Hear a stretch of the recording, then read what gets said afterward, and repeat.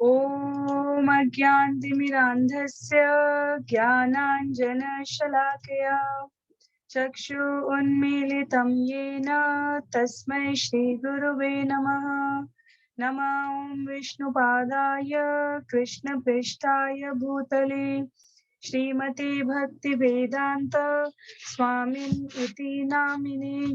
नमस्ते सरस्वते देवे गौरवाणी प्रचारिणे निर्विशेष शून्यवादी पाश्चात्य देश तारिणे। जय श्री कृष्ण चैतन्य प्रभु नित्यानंद श्री अद्वैत गदाधर श्रीवासादि गौर भक्तवृंद। हरे कृष्ण कृष्ण कृष्ण हरे हरे, हरे राम राम राम हरे हरे। हरे कृष्ण कृष्ण कृष्ण हरे हरे, हरे राम राम राम हरे हरे। हरे कृष्ण कृष्ण कृष्ण हरे हरे, हरे राम राम राम हरे हरे। हरे कृष्णा। आप सभी को दंडवत प्रणाम। श्रील प्रभुपाद लीलामृत के इन सत्रों में आप सभी का स्वागत है। हम सभी यहाँ 87वें सत्र में 87th सेशन में प्रकरण 48 वापस भारत, श्री सतस्वरूप दास गोस्वामी जी द्वारा लिखी गई सुंदर पुस्तक श्रील प्रभुपाद लीलामृत के द्वितीय भाग प्रकरण 48 से श्रवण पठन और मनन करने जा रहे हैं। सर्वप्रथम सभी आचार्य वृंद, वैष्णव भक्तों, गणों का सभी का स्वागत है, जिनके मार्गदर्शन, जिनके अनुकंपा, जिनके आशीर्वाद से हम इस प्रकार के प्रयास को परस्पर एक दूसरे के सहयोग के लिए पूरा कर रहे हैं। आज प्रयोगवश स्क्रीन शेयर ना करते हुए पुस्तक से सीधे पढ़ते हुए हम प्रकरण 48 श्रवण करने का प्रयास करेंगे। जिनके पास पुस्तक है वो पुस्तक का प्रयोग करें, निश्चित रूप से करें। जिनके पास नहीं है किसी कारणवश, उनके लिए आज स्क्रीन पे शेयर ना करते हुए सीधे पुस्तक से पढ़ती हूँ। तो आप सभी अपना सुझाव दे सकते हैं कि ये प्रयास कैसा है, और स्क्रीन शेयर करने से आपको आसानी है या इस प्रकार श्रवण करने से। तो आरंभ करते हैं। श्रील प्रभुपाद लीलामृत भाग 2 प्रकरण 48 वापस भारत। श्रीमती इंदिरा गांधी से मिलने के अतिरिक्त, एक कदम पीछे जाते हुए पुनरावृत्ति के रूप में श्रील प्रभुपाद अमेरिका की यात्रा पर थे। हमने पिछले 2 प्रकरणों में प्रकरण 46 और 47 में अमेरिका में श्रील प्रभुपाद की जो यात्रा थी, विभिन्न स्थानों में किस प्रकार प्रचार चल रहा था, उस पर पूरा ध्यान केंद्रित करते हुए समस्त भक्तवृंद के साथ किस प्रकार मार्गदर्शन दे रहे थे श्रील प्रभुपाद। प्रशासनिक गतिविधियों में, कार्यों में, पुस्तकों के प्रकाशन में किस प्रकार रामेश्वर को उन्होंने रामेश्वर द्वारा प्रत्येक महीने में एक पुस्तक प्रकाशित करने के लक्ष्य को चुनौती देते हुए 2 महीने में पूरी 17 पुस्तक प्रकाशित करने के लिए कहा था। और इसी मध्य दिल्ली से तेजास ने श्रील प्रभुपाद को लिखा कि प्रधानमंत्री इंदिरा गांधी से मिलने का उनका समय काल निश्चित हो चुका है, तो वो अविलंब तात्कालिक रूप से भारत चले आए। तो इसलिए यहाँ पर प्रकरण 48 वापस भारत उसी संबंध में है। तो श्रवण करते हैं ध्यानपूर्वक। श्रीमती इंदिरा गांधी से मिलने के अतिरिक्त प्रभुपाद के भारत आने के निसंदेह और भी कारण थे। बारी बारी से पाश्चात्य भ्रमण और भारत में वास उनका नियमित क्रम बन गया था। वे केंद्र दर केंद्र यात्रा करके अपने आंदोलन का संचालन कर रहे थे, किंतु कम से कम पिछले 5 वर्षों में वे अपना अधिकतर समय भारत को देते रहे थे। मायापुर और वृंदावन की उनकी महत्वाकांक्षी परियोजनाओं से यद्यपि कृष्ण भावनामृत आंदोलन की प्रतिष्ठा बढ़ रही थी, किंतु उन परियोजनाओं को अभी पूरी हुई नहीं कहा जा सकता था, और बंबई में हरे कृष्ण लैंड में अभी भी कार्य चल रहा था। अमेरिका और यूरोप में श्रील प्रभुपाद अपने शिष्यों को प्रेरित करके प्रबंध के कार्य में लगाकर अपने उद्देश्यों की प्राप्ति कर लेते थे, किंतु भारत में प्रबंधक वही थे। उन्हें प्रबंधक होना ही पड़ता था, नहीं तो उनके पाश्चात्य शिष्य ठगी का शिकार होकर निरुत्साहित हो जाते। इसलिए अत्यावश्यक प्रबंधात्मक निर्णयों के कारण उन्हें बार बार भारत आना पड़ता था। एक बात और भी थी, भारत के प्रति उनका विशेष झुकाव था। पवित्र धामों के लिए उनके मन में गहरा आकर्षण था। वृंदावन उनका घर था और मायापुर उनका उपासना स्थल था, और बंबई जैसे स्थानों में लोगों से मिलने और उन्हें प्रभावित करने के अनुपम अवसरों को वे बहुत पसंद करते थे। भारत के मुख्य कार्यपालक अधिकारी से उनका आसन्न साक्षात्कार एक ऐसा सुअवसर था जो पश्चिम में विरल था। और इन सभी कारणों के साथ एक कारण और भी था। प्रभुपाद को वहां सबसे अधिक आराम मिलता था और वे सहज घर जैसा अनुभव करते थे। संयुक्त राज्य में और अधिक केंद्रों में जाने की अपनी कुछ प्रतिबद्धताओं को तोड़ते हुए उन्होंने एक शिष्य को लिखा था, मैं अटलांटा नहीं आ सका क्योंकि आवश्यक कार्य से मुझे भारत आना पड़ा। बहुत अधिक यात्रा करने से मुझे असुविधा भी हो रही थी। प्रभुपाद न्यूयॉर्क, लंदन और लॉस एंजलिस का उल्लेख प्रायः उन्हें अपना विशेष घर कहकर करते थे और अमेरिका को अपनी पितृभूमि कहते थे। और जब एक शिष्य ने एक बार यह टिप्पणी की थी कि प्रभुपाद भारत में अधिक घर जैसा अनुभव करेंगे, तो उन्होंने उत्तर दिया था, मेरा एकमात्र घर कृष्ण का चरण कमल है। जो भी कारण हो, भारत में रहने के प्रति प्रभुपाद की पसंद निश्चित रूप से थी। प्रभुपाद यह देखकर अप्रसन्न हुए कि हरे कृष्ण लैंड बंबई में निर्माण कार्य बहुत मंद गति से चल रहा है। मानसून के कारण नींव पानी से भर गई थी और थोड़ा बहुत जो कार्य हुआ था वह बहुत निम्न कोटि का लगता था। प्रभुपाद ने कहा कि पूरी योजना 6 महीने में समाप्त हो जानी चाहिए थी, किंतु उन्होंने यह कहकर भक्तों को स्तंभित कर दिया, कम से कम इसे मेरे जीवन काल में पूरा कर डालो। सुरभि और मूर्ति ने उन्हें अनेक अन्य मंदिरों के नक्शे दिखाए। हैदराबाद के निकट नेल्लौर का एक प्रेमी व्यक्ति जमीन दान देने की बात कर रहा था और भक्तों ने पुस्तकालय और शयनागार के कमरों समेत एक मंदिर परिसर की योजनाएं बना डाली। प्रभुपाद ने योजनाओं को स्वीकृति दे दी। उन्होंने कहा कि मंदिर भवन शास्त्र विहित परंपरा अनुसार होना चाहिए, किंतु अन्य भवनों में आधुनिक डिजाइनों का समावेश किया जा सकता है। उन्होंने हैदराबाद और फिजी के मंदिरों की योजनाओं का भी अध्ययन किया और उन्हें स्वीकृति प्रदान की। अगले दिन सवेरे श्रील प्रभुपाद ने सुरभि और मूर्ति को बुलाया और उनके साथ विभिन्न योजनाओं को सुविस्तार रुचि पूर्वक देखा, किंतु प्रधानमंत्री से मिलने के पहले अब उनके पास बहुत थोड़ा समय रह गया था और अगले दिन वे दिल्ली के लिए चल पड़े। नई दिल्ली, अगस्त 22, 1975। प्रातःकाल 9:15 पर श्रील प्रभुपाद तथा उनके कई प्रमुख शिष्य प्रधानमंत्री के आवास पर पहुंच गए, जहां उन्हें विकट सुरक्षा जांच का सामना करना पड़ा। 2 दिन पूर्व बांग्लादेश के प्रधानमंत्री की हत्या हो चुकी थी और अफवाह थी कि अगला लक्ष्य श्रीमती गांधी थी। अतः उनका आवास सशस्त्र सैनिकों से घिरा था। बाहरी फाटक के रक्षकों ने निर्णय लिया कि विदेशी लोग अंदर नहीं जा सकते, केवल श्रील प्रभुपाद अकेले प्रवेश कर सकते हैं। एक रक्षक ने दरवाजा खोला और दूसरे ने श्रील प्रभुपाद को कार के भीतर कर दिया, जो उन्हें प्रधानमंत्री के सामने के दरवाजे पर ले गई। इस बीच भक्तगण चिंतामग्न होकर बाहरी फाटक पर प्रतीक्षा करते रहे। प्रभुपाद जब भी कहीं जाते थे तो उनके कुछ भक्त सदा उनके साथ रहते थे, स्नेही माता पिता की तरह ही। भक्तों को चिंता थी कि प्रभुपाद को कहीं भी उनकी सहायता की आवश्यकता पड़ सकती है। प्रभुपाद ने एक छोटी सी एड्रेस बुक में अपनी टेढ़ी मेढ़ी हस्तलिखित में वे बिंदु लिख लिए थे जिन पर श्रीमती गांधी से उन्हें बात करनी थी। तो ऐसे 10 बिंदुओं को यहाँ पर लिखा गया है। पहले नंबर पे है 500 विदेशियों के आव्रजन के लिए अनुमति प्रदान करना। दूसरे में लिखा है सारे सांसद दीक्षित ब्राह्मण हो। तीसरे में लिखा है संजय राजा। चौथे में लिखा है कसाई घर बंद।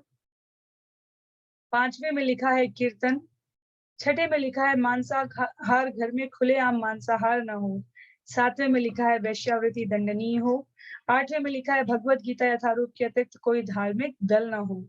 9वें में लिखा है सभी सरकारी अधिकारी कम से कम 2 बार प्रतिदिन कीर्तन में सम्मिलित हों।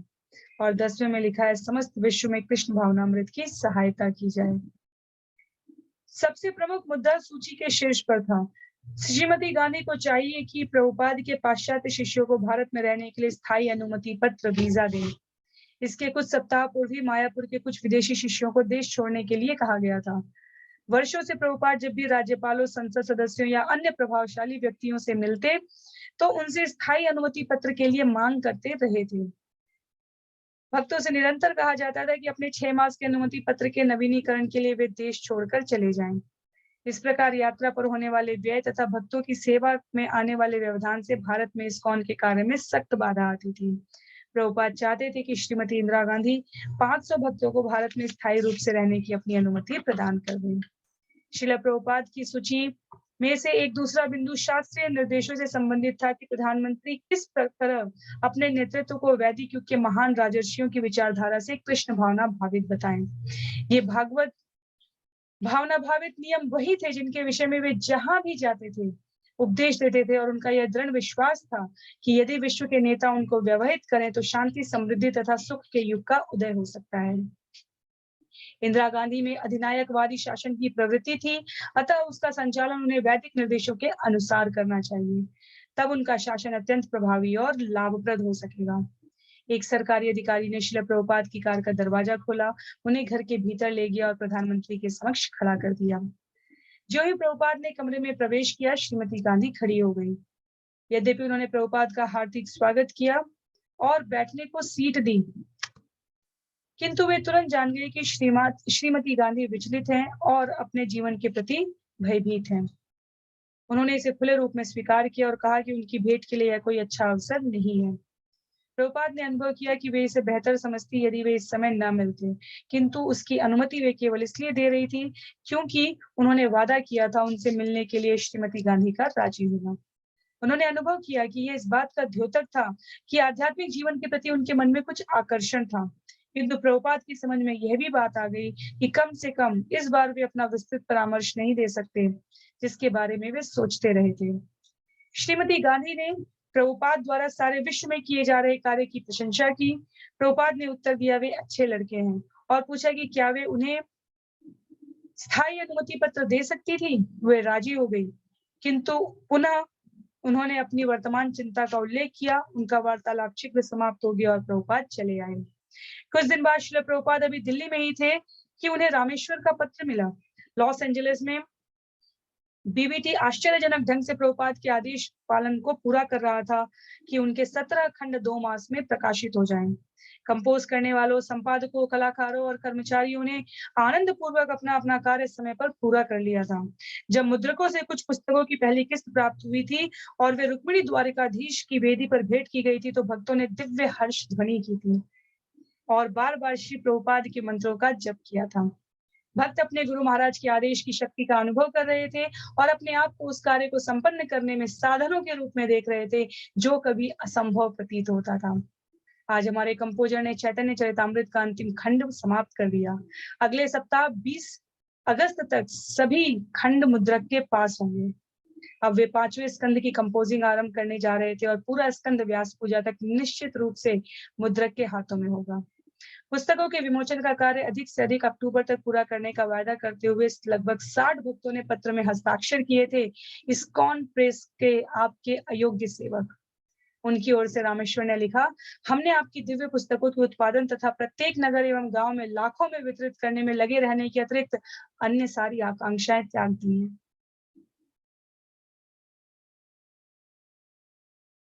अगले दिन प्रभुपाद ने दिल्ली से लिखा, जहां तक सभी 12 स्कंदों को प्राप्त करने की तुम्हारी इच्छा है वह पूरी होगी।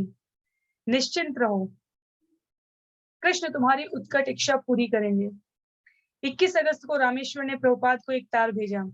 भगवान बलराम नित्यानंद की अनुग्रह से आज श्री चैतन्य चरितामृत का अंतिम खंड मुद्रक के पास जा रहा है। आपकी कृपा तथा दैवी आज्ञा से यह काम पूरा हो गया। यद्यपि श्रील प्रभुपाद वृंदावन की यात्रा पर चले गए, किंतु भक्तों ने सभी 15 खंडों की अंतिम अग्रिम प्रतियां उनके 80वें जन्मदिन 31 अगस्त तक उनके पास भेज दी। मंदिर में प्रभुपाद द्वारा जन्मदिवस का उत्सव मनाने के बाद ही एक भक्त श्री चैतन्य चरितामृत के संपूर्ण 6 खंड लेकर वृंदावन आ पहुंचा। श्रील प्रभुपाद ने अत्यंत रुचि और आनंद के साथ पुस्तकों का अवलोकन किया।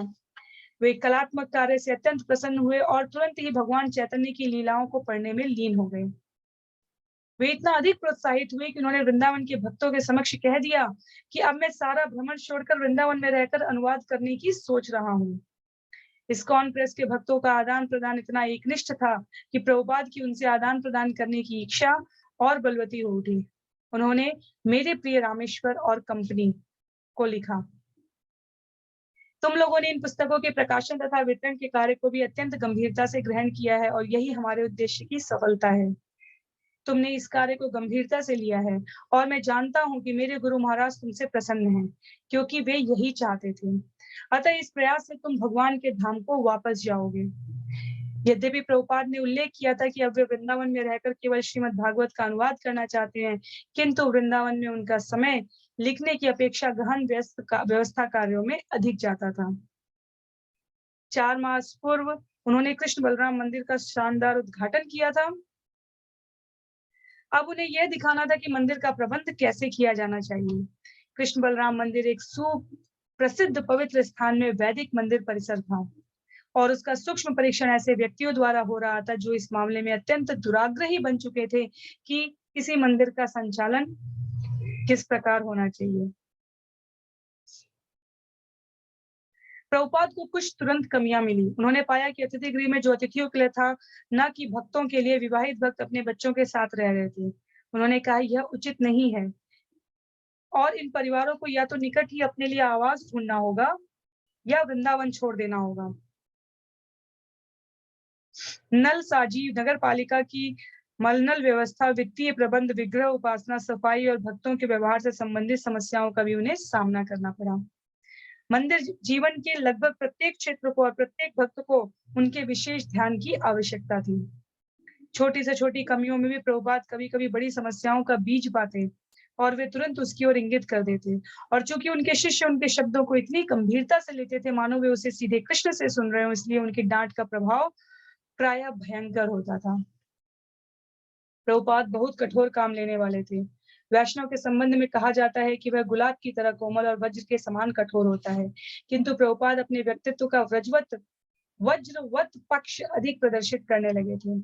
कभी-कभी नए शिष्य की अपने गुरु महाराज के विषय में ऐसी धारणा होती है कि गुरु सदैव बहुत शांत होता है और जो कुछ भी घटित हो उससे प्रसन्न रहता है और यही उसके दिव्य भावनामृत में स्थित होने का लक्षण है।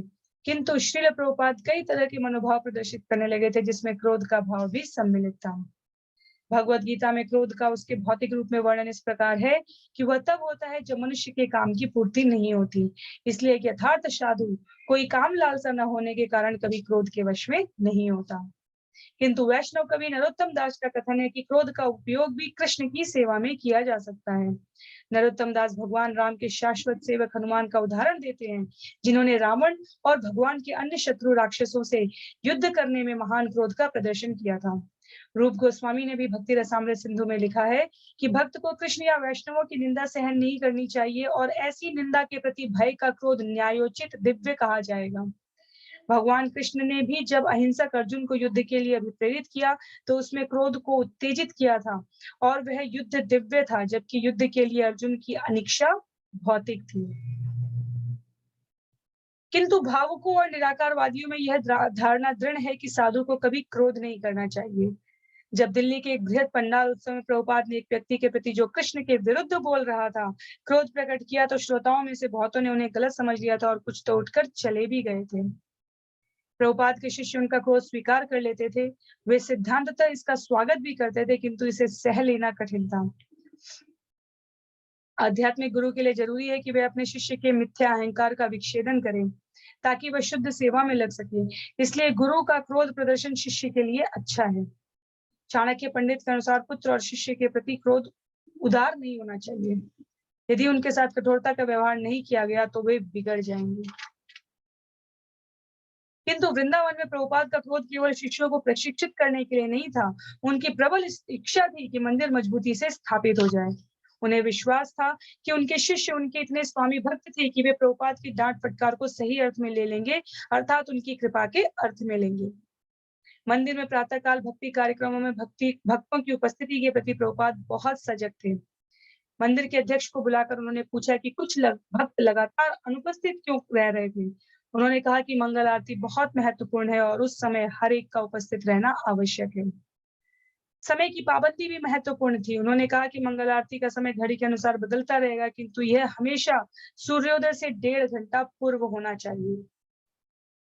प्रभुपाद सवेरे टहलने का समय इस प्रकार रखते थे कि अर्चा विग्रहों के दर्शनों के लिए मंदिर का दरवाजा खुलने के कुछ मिनट पहले वो वापस आ जाएं। एक बार जब भक्तों से घिरे हुए प्रतीक्षा कर रहे थे, उन्होंने अपनी घड़ी पर दृष्टि डाली और अक्षयानंद स्वामी से पूछा, समय क्या है? इस बात से सावधान होकर कि प्रभुपाद ठीक समय के बारे में पूछ रहे थे, अक्षयानंद ने उत्तर दिया कि 7:30 हुए हैं। प्रभुपाद ने अपना सिर हिलाया और आंखों में उदासी भरकर कहा, ब्राह्मण होना बहुत कठिन है। 30 सेकंड देर हो गई। अर्चा विग्रह को सजाने में वे लोग इतनी देर क्यों कर रहे हैं?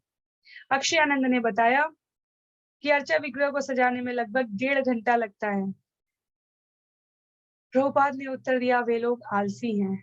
कितना समय लगना चाहिए श्रील प्रभुपाद? अधिक से अधिक आधा घंटा।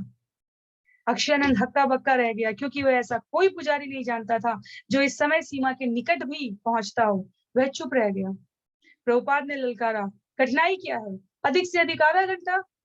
वृंदावन पहुंचने के कुछ समय बाद ही प्रभुपाद ने देखा कि सामने के दरवाजे वाला रास्ता साफ नहीं था। उन्होंने जोरदार शब्दों में प्रतिवाद किया, यह साफ क्यों नहीं है? सूर्योदय के पहले ही इसे साफ हो जाना चाहिए। मैं इसे साफ देखना चाहता हूँ। मंदिर का नायक ऑस्ट्रेलिया का हरीशौरी नाम का एक अंग्रेज था, जिसका काम यह देखना था कि सब कुछ साफ सुथरा हो, किंतु उसने इस काम को अधिकतर स्वयं अपने ऊपर ले लिया था। रास्ते के संबंध में प्रभुपाद की टिप्पणी सुनकर उसने समस्या को सुधारने का निश्चय किया था। मंगल आरती के तुरंत बाद वह दौड़कर मंदिर के दरवाजे पर पहुंचता था और पथरीले मार्ग तथा सामने की सीढ़ियों पर जल डाल देता था और फिर पागल जैसा उस पर तेजी से बड़ी रबड़ झाड़ू घुमाता था। जब तक प्रभुपाद वहां पहुंचे वह हिस्सा चमकने लगता था। जब प्रभुपाद टहल कर लौटते तब तक फाटक के बाहर का मार्ग भी साफ हो गया होता था। श्री प्रभुपाद ने रास्ते के विषय में आगे कुछ और नहीं कहा, जो एक प्रकार से स्वीकारात्मक लक्षण था। भक्तों से समय पर मंदिर के गुंबद के नीचे का घंटा बजवाना श्री प्रभुपाद के लिए बड़े परिश्रम का कार्य था। हॉल कक्ष का घंटा बजवाना तो और भी मुश्किल था। उनकी इच्छा थी कि गुंबद का घंटा प्रति पूरे घंटे को घोषित करे और प्रति आधे घंटे पर बजा करे। यह काम चौकीदार का था और गुणानों को देखना था कि यह काम ठीक से हो रहा है, किंतु कई सप्ताहों से समस्याएं उत्पन्न हो गई थी, विशेषकर रात में जब चौकीदार को नींद आने लगती थी। श्रील प्रभुपाद के लिए इस प्रकार अविश्वसनीय ढंग से घंटा बजाना वृंदावन की पूरी मंदिर व्यवस्था के बारे में बहुत कुछ उद्घाटित कर देता था। उन्होंने इसे स्पष्ट कह दिया था, मैं इस मंदिर की व्यवस्था के बारे में निर्णय घंटा बजाने के आधार पर कर रहा हूँ। यदि चौकीदार सोता रहता है और यदि मंदिर के कर्ता धर्ता एक साधारण आदेश का पालन नहीं कर सकते, तो मंदिर और अतिथि गृह की व्यवस्था इतनी सारी जटिलताओं के साथ सुगमता से कैसे चलेगी? अक्षयानंद स्वामी और गुणार्णव कभी कभी सोचते कि घंटा बजाने की समस्या वे कभी हल नहीं कर पाएंगे, विशेषकर इसलिए भी कि उनके पास पहले से बहुत सारे अन्य काम करने को थे। किंतु श्रील प्रभुपाद कठोर बने रहे। यदि घंटा समय से कुछ मिनट भी देर से बजता तो वह यह जानने की मांग करते कि गलती किसकी है। रात में आमतौर पर केवल वे ही न सोने वाले में थे, किंतु घंटा समय पर ना बजा तो वे अक्षयानंद और अन्य लोगों को जगाकर डांट पिलाते थे। एक दिन आधी रात को उन्होंने अपने यात्रा सचिव हरिकेश को जगाया। क्या तुम्हें वो सुनाई दे रहा है? हरिकेश ने कान तान कर सुनने की कोशिश की। मुझे कुछ नहीं सुनाई दे रहा है। प्रभुपाद ने दोहराया, तुम्हें यह नहीं सुनाई देता? मुझे खेद है, किंतु कुछ सुनाई नहीं देता। ठीक है, बाहर जाओ और चौकीदार को जगाओ और उससे घंटा बजाने को कहो। हरिकेश अंधेरे में बाहर गया, सोते हुए चौकीदार को जगाया, उससे घंटा बजवाया और तब वापस आकर सोया। उधर चौकीदार भी सो गया। 12:30 बजे प्रभुपाद ने हरिकेश को फिर खटखटाया। क्या तुमने फिर कुछ सुना?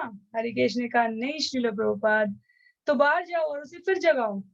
मंदिर के गुंबद के घंटे को समय पर बजाने के साथ दोनों घंटों को साथ साथ ठीक स्थिति में रखना भी एक समस्या थी। घंटे भारी पीतल के बने थे और रस्सी से बजाए जाते थे। प्रभुपाद चाहते थे कि आरती कीर्तनों के समय मंदिर कक्ष का घंटा लगातार बजता रहे।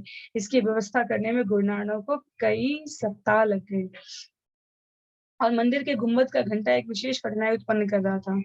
उसमें लगी रस्सी पत्थर की दीवार पर घिसने से जल्दी ही टूट जाती थी। गुरुनानक अधिक मोटी रस्सी ले आया तो उससे घंटा नाद की स्पष्टता नष्ट हो गई और उसमें सामंजस्य ना रहा। प्रभुपाद ने इसे तुरंत लक्ष्य कर लिया। गुरुनानक एक जंजीर ले आया, वह बहुत भारी साबित हुई। एक नायलॉन की रस्सी लाया, वह टूट गई। वृंदावन में बहुत कम चीजें मिलती थी और प्रत्येक परिवर्तन का तात्पर्य विलंब था, कभी कभी कई दिनों का विलंब। ऐसा लगने लगा कि घंटा किसी तरह से ठीक नहीं बज सकता। प्रभुपाद ने गुरुनानक से गरारी इस्तेमाल करके देखने को कहा।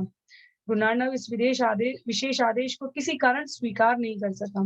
उसने सोचा कि रस्सी गरारी से छटक जाएगी। एक भक्त एक गरारी खरीद भी लाया, किंतु गुरुनानक ने कहा, यह बेकार है।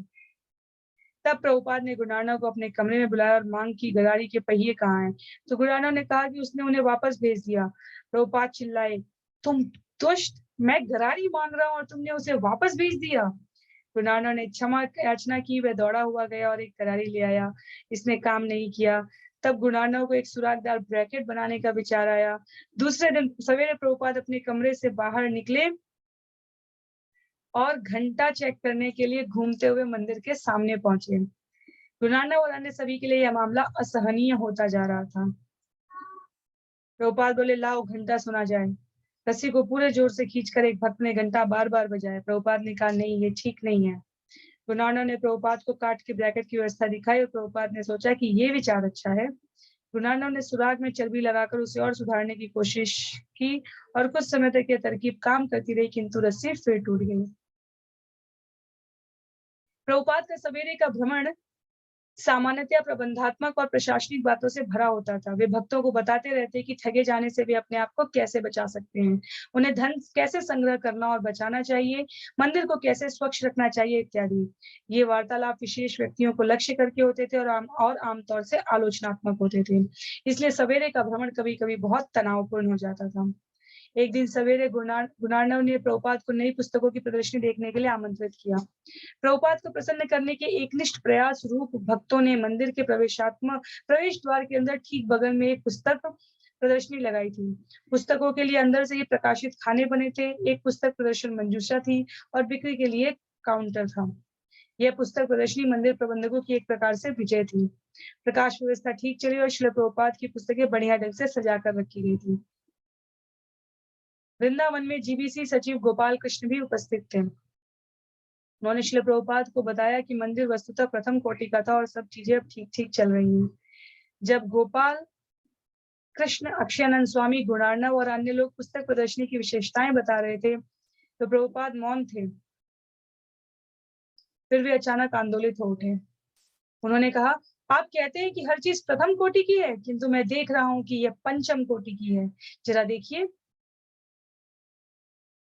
उन्होंने अपनी छड़ी को फर्श पर पटका और फिर उसे उठा लिया और संकेत करते हुए बोले, मैं 6000 मील चलकर आपको एक चिड़िया के घोंसले के बारे में बताने आया हूँ।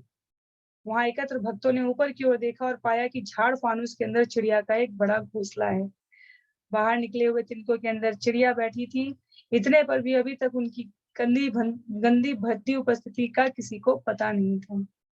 श्रील प्रभुपाद ने अपने पत्रों और पुस्तकों में बताया था कि आध्यात्मिक गुरु का एक कर्तव्य यह है कि वह अपने शिष्यों के दोषों को अनावृत करें, चाहे दोष थोड़ा ही क्यों न हो, और योग्य शिष्य गुरु के सामने अपने आप को आध्यात्मिक ज्ञान से हीन और सदैव मूर्ख समझता है, इसलिए वह आध्यात्मिक गुरु की आलोचना को उनकी अनुकंपा मानता है। एक दिन श्रील प्रभुपाद मंदिर के प्रबंधकों से मिल रहे थे। वे व्यवहारिक विचार चाहते थे, मात्र भावुकता नहीं। उन्होंने वृंदावन में ज्यादा खर्च की शिकायत की, जो अब बंबई में भी हो रहा था, जहां निर्माण कार्य भी शुरू ही हुआ था। उन्होंने कहा, तुम यहाँ पैसे लुटाओगे और सुरभि बंबई में लुटाएगा। इस बर्बादी को रोकने के लिए तुम्हारी क्या योजना है? तुम क्या करोगे? किसी को नहीं मालूम था कि क्या कहना है। लंबी चुप्पी रही। अंत में अक्षयानंद बोला, हम कृष्ण भावना भावित हो जाएंगे। प्रभुपाद का उद्गार रूप में कहा, यह अव्यवहारिक सुझाव है। अक्षयानंद स्वामी नित्य वज्रपात की आशा करते थे, किंतु इससे प्रभुपाद के साथ रहने की उनकी इच्छा में कोई कमी नहीं आई। एक दिन सवेरे के भ्रमण में प्रभुपाद ने कहा कि वृंदावन का मौसम गर्मी और सर्दी दोनों में कठोर है। सर्दी में ठंडक के साथ कभी-कभी वर्षा भी आ जाती है। अक्षयानंद ने कहा, प्रभुपाद, चाहे आकाश से मलमूत्र और पीप तथा रक्त की वर्षा हो, तब भी हमें वृंदावन में रहना चाहिए। श्री प्रभुपाद के मुख पर लगभग शरारत भरी मुस्कान आई और वे बोले, ओह, आप ऐसी उम्मीद करते हैं क्या? भक्तगण हंसी में फूट पड़े। एक अन्य अवसर पर अक्षयानंद स्वामी ने पूछा, क्या शास्त्र में कही गई यह बात सच है कि दिन में एक बार शौचालय जाने वाला व्यक्ति योगी होता है, 2 बार जाने वाला भोगी होता है और 3 बार जाने वाला रोगी होता है? प्रभुपाद ने कहा, हाँ, और वे आगे बढ़ते रहे। कुछ देर बाद उन्होंने कहा, किंतु दिन में एक ही बार शौचालय जाने का प्रयत्न मत करो। अच्छा, अक्षयानंद ने उत्तर दिया। श्रील प्रभुपाद मुस्कुराने लगे। क्या तुम समझते हो कि दिन में एक बार शौचालय जाकर तुम योगी बन जाओगे? हरिशौरी का अपने आध्यात्मिक गुरु से व्यक्तिगत संपर्क बहुत कम था। लेकिन एक दिन वृंदावन में प्रभुपाद ने उसे बुलाया उसकी एक गंभीर त्रुटि बताने के लिए। मंदिर के एक नायक की हैसियत से हरिशौरी ने एक बुढ़े को मंदिर में विग्रह के सामने खाने से मना किया था। बुढ़ा घबरा गया था और एक युवा बंगाली पुरुष उसका पक्ष लेकर हरिशौरी पर चिल्लाया था कि मंदिर में किसी की आलोचना करने का उसे अधिकार नहीं है। हरिशौरी ने उसकी उपेक्षा करने की कोशिश की, लेकिन युवा बंगाली का चिल्लाना जारी था। उसने हरिशौरी को धमकाया था कि वह उसे मंदिर से बाहर फेंक देगा और उसकी शिखा काट देगा। अंत में हरिशौरी ने युवक की बाहें मरोड़ दी थी और चौकीदार से उसे बाहर फेंक देने को कहा था। अंत में श्रील प्रभुपाद ने शीघ्र ही इस घटना के बारे में सुना और हरिशौरी को बुलाया। हरिशौरी ने सोचा, कितना अशुभ है, मेरे गुरु महाराज ने मुझे पहली बार बुलाया और वह भी इस तरह की दुर्घटना के संदर्भ में। प्रभुपाद ने उसे तुरंत डांट नहीं बताई, किंतु पहले जो कुछ हुआ था उसके बारे में उसे सारी बात बताने को कहा। हरिशौरी को यह अवसर अच्छा लगा और वह पूरी कहानी कहने लगा। जब उसने उल्लेख किया कि उस बुड्ढे ने कहा कि अधिकार के साथ बात करो और हरिशौरी ने उसे बताया कि वह मंदिर का नायक है, तो प्रभुपाद ने उसे बीच में टोका। प्रभुपाद ने अपने शिष्य को चुभती हुई नजरों से देखा। मंदिर के नायक का प्रधान सेनापति नहीं है। विग्रह के सामने प्रसाद खाने की बात तुमने कहाँ सुनी है? हरिशौरी ठीक संदर्भ याद नहीं कर पाया और वह घबरा गया। उसने कहा, मैं समझता हूँ मैंने इस बारे में आपकी किसी पुस्तक में पढ़ा था। प्रभुपाद ने उस पर फिर से दृष्टि डाली। वे उसकी अज्ञान भरी भूल को समझ सकते थे। हरिशौरी ने जो कुछ किया था, भारत में अपनी अनुभवहीनता के कारण उसका अंतर्निहित गंभीर अर्थ वह नहीं समझ सका था। वस्तुतः इस्कॉन भक्तों और वृंदावन निवासियों के बीच संबंध की संवेदनशीलता को दृष्टि में रखते हुए प्रभुपाद को उसकी भूल को क्षमा कर देना चाहिए था।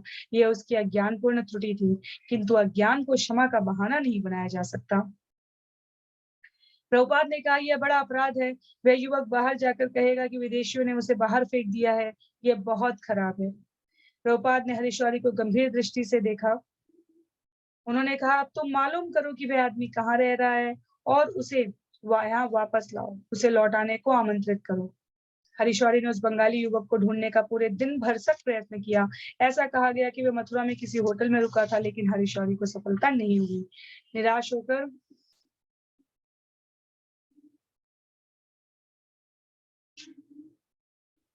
वह मंदिर लौट आया और जो ही वह लौट आया, एक भक्त ने आकर उसे बताया कि प्रभुपाद उससे मिलना चाहते हैं। उसने सोचा, ओ नहीं, अब प्रभुपाद वास्तव में क्रोधित होंगे। हरिशौरी प्रभुपाद के कमरे में प्रविष्ट हुआ जो अतिथियों से भरा था। प्रभुपाद ने कहा, यह लड़का आ गया है। और जब हरिशौरी ने कमरे में चारों ओर देखा तो उसने वहां एक युवक बंगाली को बैठे पाया। वह आदमी मुस्कुराया और बोला, हरे कृष्णा। वे एक दूसरे के गले मिले और परस्पर क्षमा याचना करने लगे। श्रील प्रभुपाद फर्श पर रखी फलों की टोकरी की ओर संकेत करते हुए हरिशौरी से बोले, तो तुम उसे यह फल दो। इसके बाद उन्होंने उन दोनों को जाने को कह दिया और कमरे में बैठे अन्य लोगों को भी उपदेश देने में लग गए। दोनों की असहमति का समाधान हो गया, किंतु ये स्वयं प्रभुपाद थे जिन्होंने युवक बंगाली का हृदय परिवर्तन किया और एक विस्फोटक घटना को शमित किया। प्रभुपाद की वृंदावन की शिष्याओं जिन्हें उनकी आलोचना का लाभ मिला, उनमें दैवी शक्ति थी जो उनकी आवाज की सफाई के लिए जिम्मेदार थी। अन्य उसकी सहायता करते थे, किंतु वह निरीक्षक थी। जब प्रभुपाद ने देखा कि एक शीशा साफ नहीं किया गया तो उन्होंने पूछा कि सफाई कौन करता है।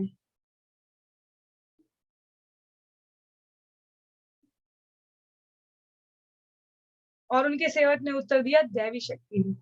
प्रभुपाद बोले, तो उसी को सब कुछ करना है। यह आलोचना उन आलोचनाओं जैसी भारी नहीं थी जो प्रभुपाद मंदिर के कुछ प्रबंधकों की कर चुके थे, किंतु दैवी शक्ति ने इसे एक संकेत समझा कि उसे अपनी सेवाओं के सभी पहलुओं के प्रति अधिक सचेत रहना चाहिए।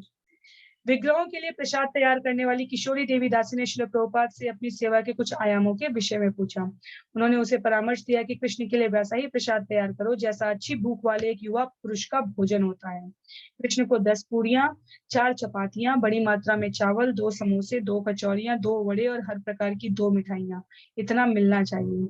उनको अर्पित होने वाला प्रसाद गर्म होना चाहिए।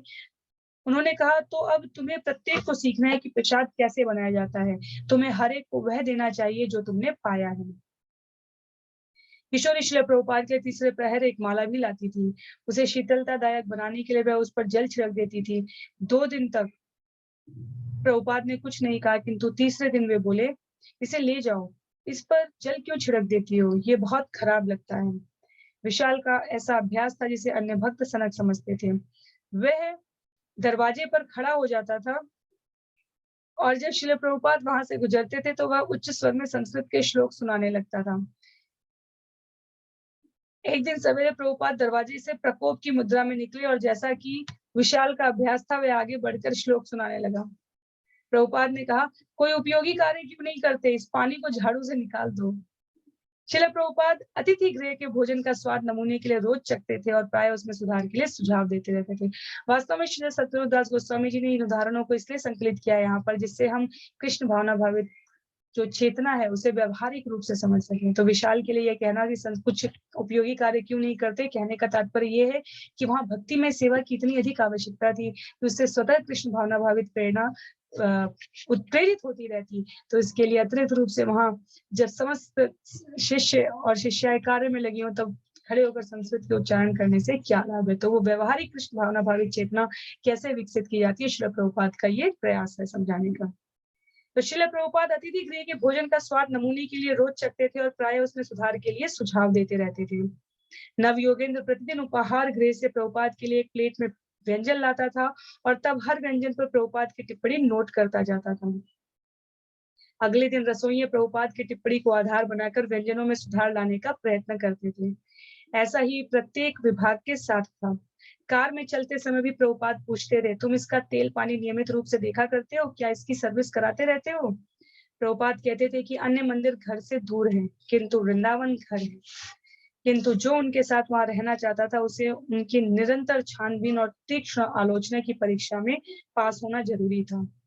उसको कठिन परिश्रम और त्याग का जीवन स्वीकार करना जरूरी था और विशेष त्याग का तात्पर्य विशेष आशीष था। जब एक भक्त ने वृंदावन के अपने कर्तव्यों से मुक्ति के लिए क्षमा मांगनी चाहिए ताकि वे पश्चिम में एक कृषि फार्म चला सके, तो प्रभुपाद ने कहा 20 कृषि फार्म खोलना भी उतना महत्व नहीं रखता जितना वृंदावन में रहना। जो लोग धैर्य पूर्वक स्थिर रहे, अंततः सभी कठिनाइयां उन्हें अमृत लगने लगी, जैसा भक्ति विनोद ठाकुर ने व्यक्त किया था। जब सेवा में कठिनाइयां उठ खड़ी होती हैं तो मैं उन्हें सुख का स्रोत पाता हूँ। राधाष्टमी के दिन श्रील प्रभुपाद ने कृष्ण बलराम मंदिर से लगे हुए एक विशाल गुरुकुल भवन का शिलान्यास किया। उन्होंने कहा कि जब यह बनकर पूरा हो जाएगा तो भक्तों को चाहिए कि समग्र विश्व से उसमें 500 विद्यार्थियों को दाखिला दें। वैभवपूर्ण मंदिर और अतिथि गृह के माध्यम से और शीघ्र ही गुरुकुल के माध्यम से श्रील प्रभुपाद का इरादा अधिकाधिक लोगों को वृंदावन में कृष्ण की शरण में आकृष्ट करना था। इस लक्ष्य प्राप्ति के लिए वे प्रत्येक वस्तु निशावर करने को तैयार थे, अपना शांतिपूर्ण लेखन कार्य भी। और इस लक्ष्य प्राप्ति के लिए वे भी चाहते थे कि उनके शिष्य भी त्याग करें। श्रील प्रभुपाद ने कहा कि निरंतर भ्रमण उनके लिए उत्तरोत्तर असुविधाजनक होता जा रहा था। उनके भारत वापस लौटने का यह भी एक कारण था, किंतु वे भ्रमण एकदम बंद नहीं कर रहे थे। जब तक वे भ्रमण नहीं करते, उनका आंदोलन जीवंत और स्वस्थ नहीं रह सकता था। इसलिए असुविधा के बावजूद वे भ्रमण के लिए तैयार थे। उनके भक्तों का उन्हें भ्रमण के लिए आमंत्रित करना कभी बंद नहीं हुआ और हाल में ही पुष्ट कृष्ण स्वामी ने उन्हें दक्षिण अफ्रीका के लिए आमंत्रित किया था। जब प्रभुपाद सहमत हो गए तो पुष्ट कृष्ण ने झट डरबन और जोहान्सबर्ग में 10 उत्सवों और अन्य कार्यक्रमों की योजना बना डाली थी, जिसमें अक्टूबर के 3 सप्ताह लगने थे। हिंदू प्रधान मॉरिशस द्वीप के भक्तों ने भी प्रभुपाद को वहां आने के लिए आमंत्रित किया था। उन्होंने यह भी उल्लेख किया था कि प्रधानमंत्री उनसे मिलना चाहते हैं। प्रभुपाद राजी हो गए थे। वृंदावन से प्रस्थान करके उन्हें संक्षिप्त पड़ाव दिल्ली, अहमदाबाद और बंबई में थे। फिर वे अफ्रीका के लिए रवाना हो गए। मॉरिशस, अक्टूबर 1, 1975। प्रबंध के कार्यों से मुक्त होकर अब प्रभुपाद अभिरुचि रखने वाले समूहों को व्याख्यान देने के लिए पहले से अधिक स्वतंत्र थे।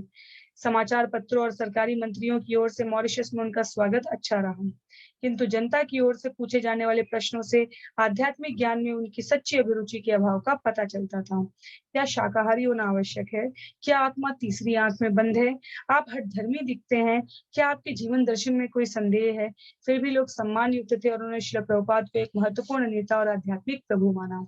वे वहां 1 सप्ताह रहे। डरबन, अक्टूबर 5। यह प्रभुपाद की दक्षिण अफ्रीका की पहली यात्रा थी। गत 2 वर्षों से वहां के भक्त उनके लिए अनुमति पत्र प्राप्त करने की कोशिश कर रहे थे, किंतु वहां की सरकार विदेशी धर्म प्रचारकों से सतर्क थी। इसलिए नौकरशाही की ढील ने महीनों ले लिए थे। भक्तों को सरकारी अधिकारियों के पुनरीक्षण के लिए प्रभुपाद की पुस्तकों की प्रतियां तक भेजनी पड़ी थी। 1 सप्ताह भर श्रील प्रभुपाद रात में कम से कम 1000 श्रोताओं को सार्वजनिक भाषण देते रहे। श्रोता अधिकतर हिंदू थे, किंतु बहुत से गोरे भी थे। डरबन विश्वविद्यालय वेस्ट विले में प्रभुपाद के भाषण के बाद वहां के एक प्राचार्य ने यह कहकर उनके भाषण की निंदा करनी चाहिए कि यह तो हिंदू धारणा है। श्रील प्रभुपाद ने बार बार समझाने की कोशिश की कि कृष्ण भावनामृत के सिद्धांत विश्वजनीन और वैज्ञानिक हैं, किंतु वह व्यक्ति कहता रहा कि यह हिंदू संस्कृति है। विश्वविद्यालय के रेक्टर डॉक्टर एस.पी. ओलिवियर ने प्रभुपाद की प्रस्तुति के प्रति सद्भाव प्रकट किया और उनसे लंबे वार्तालाप के लिए बाद में वे रुके रहे। डॉक्टर ओलिवियर ने अपनी बात यह कहकर आरंभ की, मैं समझता हूं कि आप बिल्कुल ठीक कह रहे थे, किंतु आज रात बहुत थोड़े लोग आपकी बात को समझ सके कि यह एक वैज्ञानिक वास्तविकता है। जोहान्सबर्ग, अक्टूबर 12। श्रील प्रभुपाद का जोहान्सबर्ग हवाई अड्डे पर आगमन सांस्कृतिक दृष्टि से दक्षिण अफ्रीका के लिए असाधारण था। गोरे लोग एक भारतीय के सामने नतमस्तक हो रहे थे। भक्तों ने एक पीली मर्सिडीज बेंज उधार ली थी और उसे ऐसे स्थान में खड़ी किया था जो सरकार के मंत्रियों और अन्य प्रतिष्ठित व्यक्तियों के लिए आरक्षित था। किसी ने आपत्ति नहीं की। जब श्रील प्रभुपाद पहुंचे तो भक्तों ने फूल की पंखुड़ियां बरसाई। कुछ युवा यूरोपीय दर्शक नतमस्तक हुए और इस शिष्टाचार से प्रभावित होकर पुलिस ने श्रील प्रभुपाद को प्रणाम किया और आदरपूर्वक उनके लिए उनकी मर्सिडीज का दरवाजा खोला।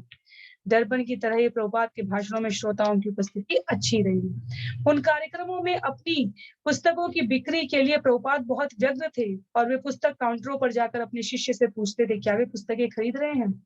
उनकी इच्छा यह थी कि न केवल हिंदू वरन यूरोपियन लोग भी उनकी पुस्तकें खरीदें। प्रभुपाद जातीय भेदभाव के विरुद्ध जोरदार शब्दों में बोले, किंतु महात्मा गांधी से प्रभुपाद में भिन्नता थी, जो अपने स्पष्ट विचारों के कारण दक्षिण अफ्रीका में जेल में डाल दिए गए थे। वे शास्त्रीय प्रमाण के आधार पर बोले। उन्होंने कहा, यह काले गोरे का गोरख धंधा क्या है? ये पागलपन है। यह जीवन की दैहिक धारणा है।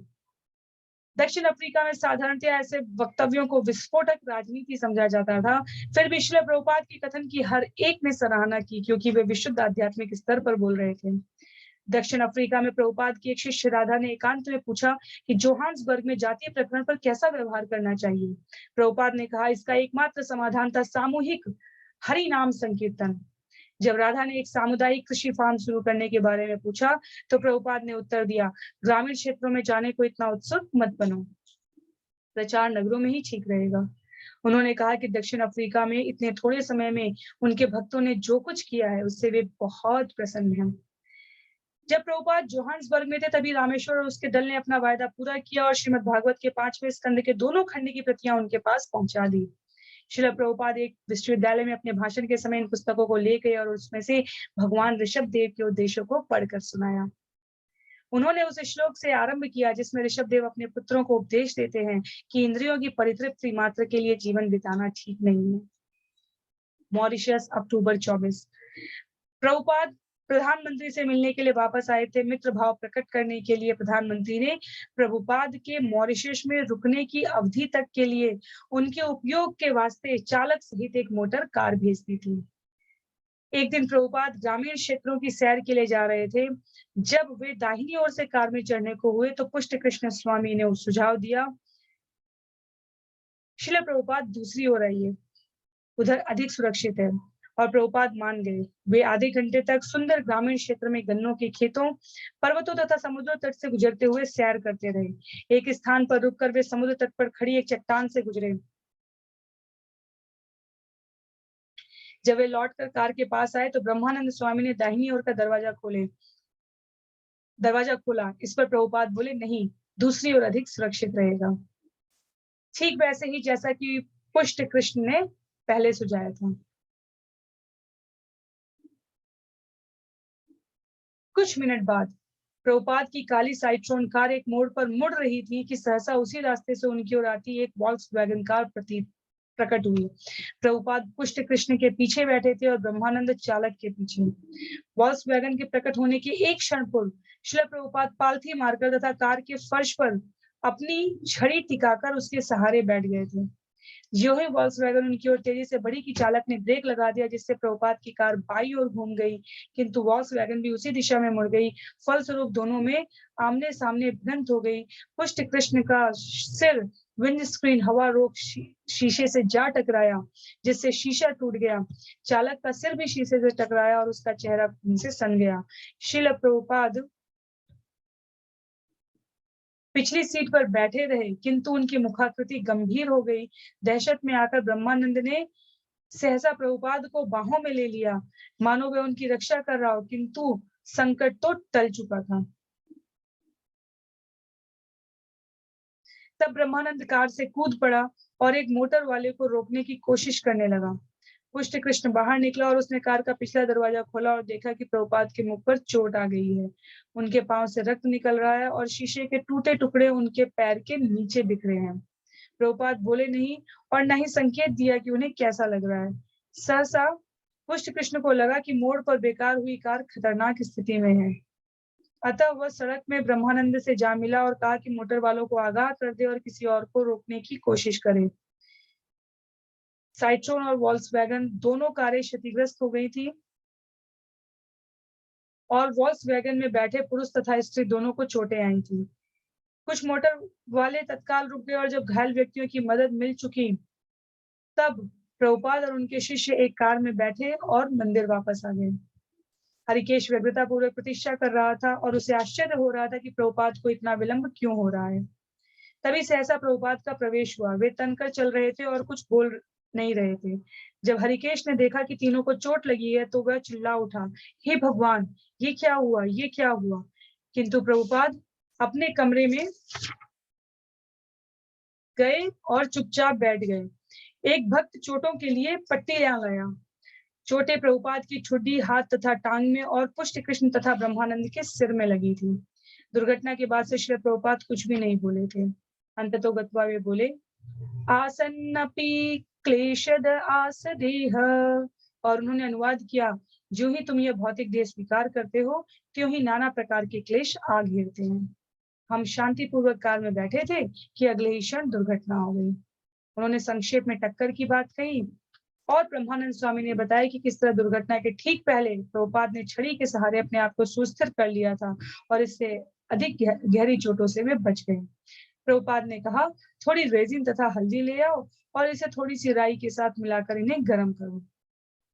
वे पुनः भागवत दर्शन और व्यवहारिक औषधि उपचार की बात करने लगे थे, किंतु वह एक भयानक दुर्घटना तो थी ही। और प्रभुपाद ने भक्तों से कीर्तन करने को कहा। उन्होंने कहा कि कृष्ण ने उनकी रक्षा की थी। इस बात को ध्यान में रखते हुए कि दोनों कारें विनष्ट हो गई थी, चोटें नगण्य थी। प्रभुपाद एक योद्धा की तरह 3 स्थानों पर पीली पुलटिस लगवाकर बैठे थे और हरिकेश उच्च स्वर में चैतन्य चरितामृत में से हरिदास ठाकुर का अंतर ध्यान होना प्रसंग पढ़ रहा था। तब श्रील प्रभुपाद यात्रा करने के खतरों के बारे में चर्चा करने लगे और अपने विस्तृत दौरों की उपादेयता पर संदेह प्रकट करने लगे। श्रीमद् भागवत और अन्य वैष्णव साहित्य का अनुवाद करने का उनका महान लक्ष्य मोटर गाड़ियों में यात्रा करके अपने जीवन को खतरे में डालने से कहीं अधिक महत्वपूर्ण था। बंबई लौटने से पहले वे नैरोबी जाने का विचार कर रहे थे, किंतु उन्होंने कहा कि अब वे नैरोबी की यात्रा रद्द कर देंगे। उन्होंने कहा कि वे बंबई कभी नहीं छोड़ना चाहते थे, किंतु उन लोगों ने अफ्रीका में इतनी सारी योजनाएं बना रखी थी कि उन्हें आना पड़ा। कदाचित यह दुर्घटना इस बात की सूचक थी कि उन्हें भारत लौट जाना चाहिए। अगले दिन सवेरे ब्रह्मानंद स्वामी और पुष्ट कृष्ण स्वामी के साथ प्रभुपाद लंगड़ाते हुए सदैव की भांति भ्रमण पर निकले, यद्यपि उन्हें अपने चोटग्रस्त घुटने का कहीं अधिक ध्यान था। उन्होंने अपने शिष्यों के साथ इस विषय पर पुनः विचार विमर्श किया कि उन्हें नैरोबी जाना चाहिए या भारत वापस लौट जाना चाहिए। इस्कॉन नैरोबी के अध्यक्ष च्यवन ने तर्क दिया, प्रभुपाद को नैरोबी जाना चाहिए। उन्होंने कहा कि वहां के भक्त प्रभुपाद की प्रतीक्षा में थे और उन्होंने इसके लिए प्रबंध कर रखा था। यदि प्रभुपाद नैरोबी की यात्रा इस समय रद्द कर देते हैं तो संभवतः लंबे समय तक उनका वापस आना नहीं होगा। अन्य लोग इस मत के थे कि इस के संबंधी घटना के बाद श्री प्रभुपाद से यात्रा करते रहने के लिए कहने का प्रश्न ही नहीं उठता, उन्हें सीधे बंबई जाना चाहिए। प्रभुपाद ने दोनों मत सुने, किंतु नैरोबी के भक्तों के निराश होने के विचार का दुर्घटना के बाद उनके स्वास्थ्य लाभ की अपेक्षा उन पर अधिक प्रभाव था। उन्होंने नैरोबी जाने का निर्णय लिया, किंतु नैरोबी में कुछ दिन रहने के बाद ही प्रभुपाद भारत लौटने को व्यग्र होने लगे। उन्हें बंबई की कुव्यवस्था तथा कर्मचारियों, स्टोर कीपर और चौकीदारों के षड्यंत्र से निर्माण सामग्रियों के चुराए जाने के विषय में समाचार मिल रहे थे। जब प्रभुपाद ने यह समाचार सुना तो वे इतने खिन्न हो उठे कि अनुवाद करना बंद कर दिया। यहाँ तक कि उन्होंने भोजन करना भी बंद कर दिया। यद्यपि वे बंबई से हजारों मील दूर थे, किंतु वहां के किसी भी भक्त की अपेक्षा बंबई की कुव्यवस्था का उन्हें अधिक दुख था। भक्तों में से बहुतों को तो वास्तव में पता भी नहीं था कि चोरी हो रही है। जब ब्रह्मानंद स्वामी ने पूछा कि वे भोजन क्यों नहीं कर रहे हैं, तो प्रभुपाद ने उत्तर दिया, जब मेरा धन चुराया जा रहा हो तो मैं भोजन कैसे खा सकता हूँ। बंबई नवंबर 1, श्रील प्रभुपाद का वायुयान नैरोबी से बंबई 1 बजे रात में पहुंचा। तब भी मंदिर पर आत्मीय आजीवन सदस्यों, शिष्यों और यहाँ तक कि मंदिर की भूमि पर रहने वाले कुछ किराएदारों के समूह ने इतना तड़के उनका स्वागत किया।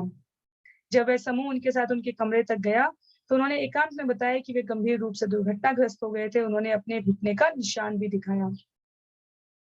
वे बोले कि वापस लौटने से उन्हें राहत थी। बंबई से एक पत्र में उन्होंने लिखा, दुर्घटना बड़ी अनर्थकारी थी, किंतु तब भी कृष्ण ने रक्षा की।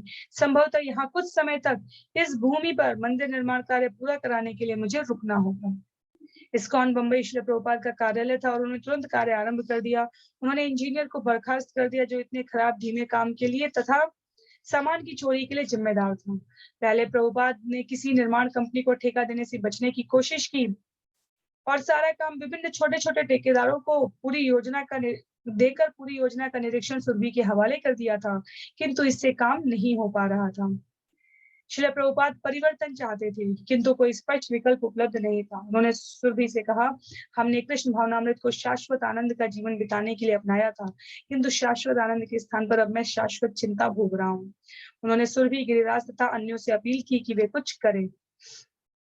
एक दिन एक आजीवन सदस्य जो एक निर्माण इंजीनियर था, साइट निर्माण स्थल पर आया और उसने श्रील प्रभुपाद से कहा कि मंदिर और होटल 6 महीने में आसानी से पूरे हो सकते हैं। तब प्रभुपाद ने सुरभि को फटकार लगाई, जिसने कहा था कि 6 मास का समय पर्याप्त नहीं होगा। सुरभि ने सोचा, अब मैं कहीं का नहीं रहा, मुझे सेवा से हाथ धोना पड़ेगा। तब एक दूसरा आजीवन सदस्य श्री ओमकार प्रकाश धीर रविवार के भोजन में आया, जो भारत की एक सबसे बड़ी सुविख्यात निर्माण कंपनी ईसीसी का मुख्य अभियंता था। उसने कार्य का निरीक्षण किया। उसकी खराब गुणवत्ता से वह स्तंभित रह गया। उसने कहा कि 2-3 वर्षों में यह फटकर गिर जाएगा। गिरिराज बंबई की उक्त सबसे बड़ी और सक्षम निर्माण कंपनी को ठेका देने के विचार से प्रभावित हुआ और उसने प्रभुपाद से बात की। प्रभुपाद भी प्रभावित थे।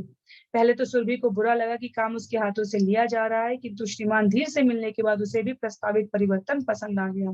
ईसीसी के साथ ठेका हो गया और श्री धीर ने एक प्रगति विवरण प्रस्तुत किया, जिसमें कार्य की प्रत्येक अवस्था का विवरण था और यह बताया गया था कि कार्य कब समाप्त होगा। लागत के अधिक होने के बावजूद प्रभुपाद को ठेकेदार की व्यावसायिक विधियां पसंद आई। अब सारा कार्य ढंग से और शीघ्रता से समाप्त हो सकेगा और इसी का सबसे अधिक महत्व था। प्रभुपाद नवंबर मास के अधिकांश समय तक यहीं रहे और निर्माण कार्य तेजी से बढ़ने लगा। प्रभुपाद ने सुरभि को बताया कि थोड़ी सी बचत के लिए कंजूसी नहीं करनी है। मंदिर को एक मणि के समान सुंदर होना है, जिससे सारे भारत से लोग यहाँ आकर यहाँ रहना पसंद करें। वृंदावन में निर्माण के समय प्रभुपाद बार-बार कहते थे, इतना अधिक क्यों, इससे सादा क्यों नहीं, किंतु अब वे बल दे रहे थे, इससे अधिक क्यों नहीं। मंदिर को ऐश्वर्यशाली तथा अलंकृत होना चाहिए और सर्वत्र संगमरमर लगना चाहिए। होटल को सर्वोत्तम होना चाहिए, जिससे सुंदर सजे हुए कमरे और सुरुचिपूर्ण आहार गृह हो और वातानुकूलित प्रेक्षागृह बंबई में सर्वश्रेष्ठ भवन होना चाहिए। होटल के कमरों की बात करते हुए प्रभुपाद ने कहा, फर्श पर संगमरमर क्यों ना हो। सुरभि ने कहा, यह बहुत खर्चीला पड़ेगा। प्रभुपाद बोले, खर्च की परवाह मत करो, क्या हम फर्श पर संगमरमर लगा सकते हैं? यदि हाँ तो फिर करो। सुरभि ने ऐसा ही किया, किंतु होटल के गलियारे में सस्ता पत्थर लगाकर उसने कुछ धन बचाने का प्रयत्न किया। जब प्रभुपाद ने इसे देखा तो वे अप्रसन्न हुए। उन्होंने कहा, उसे पूरा संगमरमर का होना चाहिए था। बंबई में निर्माण के लिए धन मुख्य रूप से अमेरिका में प्रभुपाद की पुस्तकों की बिक्री से आ रहा था और प्रभुपाद को इसकी नियमित सूचनाएं प्राप्त होती रहती थी। 18 नवंबर को रामेश्वर ने तार द्वारा यह शुभ संदेश भेजा, बीटीजी की 10 लाख प्रतियां अभी प्रकाशित हुई हैं। भक्तगण पागल जैसे हो गए हैं। 1 मास के भीतर सभी को बेचने का वचन दिया है। स्पेनिश गीता अभी प्रकाशित, आपके चरण कमलों में करोड़ों रुपए भेंट किए जाएंगे।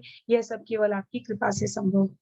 जब इस्कॉन डेनवर के मंदिर अध्यक्ष ने प्रभुपाद से पूछा कि क्या वे हीरो का व्यवसाय आरंभ कर सकते हैं, तो प्रभुपाद ने उसे अस्वीकार करते हुए लिखा, वे व्यापार क्यों करना चाहते हैं, इससे बुरा वातावरण तैयार होता है। हम तो केवल एक व्यवसाय करेंगे और वह है पुस्तक विक्रय। जो ही व्यवसाय के पीछे तुम कर्मी बनते हो, आध्यात्मिक जीवन क्षतिग्रस्त हो जाता है। इस व्यवसाय को अब कहीं भी प्रोत्साहन न दिया जाए। यह अच्छा नहीं कि संकीर्तन न करके व्यवसाय किया जाए। संकीर्तन बहुत अच्छा है। परिस्थितिवश गृहस्थ अन्य व्यवसाय कर सकते हैं, किंतु तभी जब वे 50% दान में दे दें। किंतु संकीर्तन सर्वश्रेष्ठ व्यवसाय है। प्रभुपाद की कल्पना थी कि पुस्तक वितरण से न केवल मुंबई के निर्माण कार्य के लिए अपितु इससे भी अधिक महत्वाकांक्षी मायापुर की योजनाओं के लिए धन मिल सकता है। पुस्तक वितरण अच्छा व्यवसाय था और यह सर्वोत्तम उपदेश कार्य भी था। यह प्रभुपाद का नुस्खा था, अमेरिका के धन और भारत की आध्यात्मिक संस्कृति का मिश्रण। और उन्होंने रामेश्वर को प्रोत्साहित किया कि वह उनके इस नुस्खे के अनुसार अमेरिका में संकीर्तन को अनुप्रेरित करे। अमेरिका के पास धन है, अतः ये अंधे और लंगड़े व्यक्तियों के बीच सहयोग है। इससे भारत और अमेरिका के संबंध अच्छे होंगे। अगली बार जब मुझे इंदिरा गांधी से मिलने का अवसर मिलेगा तो मैं उन्हें बता दूंगा कि हम कितनी अधिक विदेशी मुद्रा ला रहे हैं। तुम्हारे उत्साहवर्धक आश्वासन से कि ज्यों ज्यों पुस्तक वितरण बढ़ेगा क्यों तो बीबीटी द्वारा भेजी जाने वाली राशि में वृद्धि होगी। हम कुरुक्षेत्र परियोजना और जगन्नाथपुरी परियोजना प्रारंभ करने जा रहे हैं। अभी तो हम भारत में ही सारा खर्च कर रहे हैं, किंतु अंततः हम सर्वत्र खर्च करेंगे। इससे अमेरिकियों की आध्यात्मिक स्थिति सुधरेगी। सदैव गुरु और कृष्ण पर निर्भर रहो और तुम्हारी उन्नति सदैव ही सुनिश्चित रहेगी। इस प्रकार ये बहुत ही अद्भुत वापस भारत प्रकरण 48 है जो यहाँ समाप्त होता है। प्रकरण 49 जिसका नाम है भारत इस्कॉन को एकताबद्ध करना, इसे हम अगले सत्र में श्रवण करने का प्रयास करेंगे। पर भारत के आज के इस प्रकरण में सार बिंदु सार तत्व क्या है, श्री प्रभुपाद व्यवहारिक रूप से कृष्ण चेतना को कैसे अपने जीवन में धारण करना चाहिए उसकी हम सभी को शिक्षा दे रहे थे।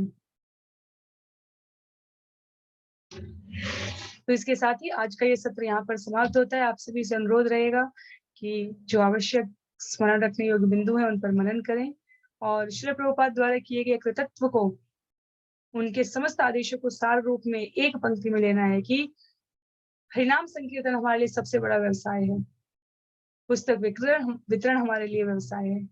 इसके अतिरिक्त हमें अन्य किसी व्यवसाय को करने की आवश्यकता नहीं है। गृहस्थ के रूप में यदि हम व्यवसाय करते हैं तो हम उसका 50% मंदिरों को, स्थानों को दान रूप में देना स्वीकार करना चाहिए। श्री प्रभुपाद की जय, श्री गुरुदेव की जय, अनंत कोटि वैष्णव वृंद की जय। हरे कृष्ण।